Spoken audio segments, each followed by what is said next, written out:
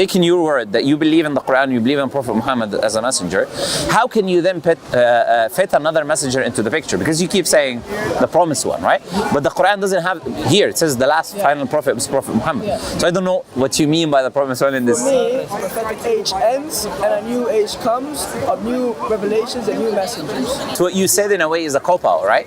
When you say a cop-out, meaning it's a way to avoid the truth, which it's not consistent rationally, right? That's what a cop-out is.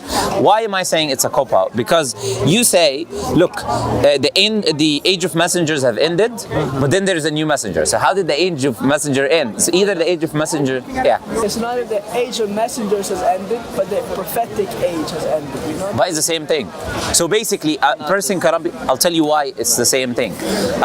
Because you cannot have a messenger without being a prophet. A prophet is someone who receives revelation from God and prophesies. A messenger, he's just commanded to deliver that message. So every messenger by definition is a prophet. So you cannot say there is another messenger that came, but the age of prophethood has ended. That wouldn't make any rational sense. Do you understand what I'm saying? Thank you. It's a good conversation. No, okay, you guys are okay, no worries. We have to go, he's only here till 7 p.m. Okay, okay, no worries. I'm not going to hold you too much. I'm going to finalize just like the last thing on the points that you said, then you guys can go. So, you said that prophets and messengers come when tradition is corrupted. We 100% agree with that. But the Quran isn't corrupted. That's the claim we make, right?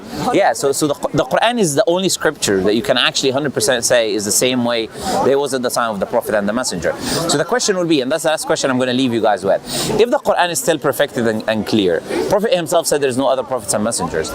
What is it that Baha'ism brought that is good for humanity? That's a challenge I'm making, right? What is that Baha'ism brought that is good for humanity that isn't in the Quran? Give me one example. One example.